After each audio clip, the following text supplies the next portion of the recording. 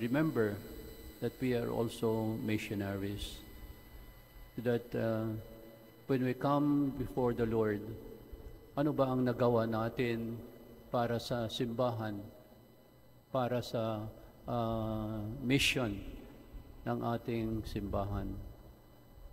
So as I would like to end with the words of spiritual writer John Donne. Sabi niya, I shall pass this way but once. Any good that I can do or any kindness that I can show, let me do it now. Let me not neglect nor defer it, for I shall not pass this way again. Amen.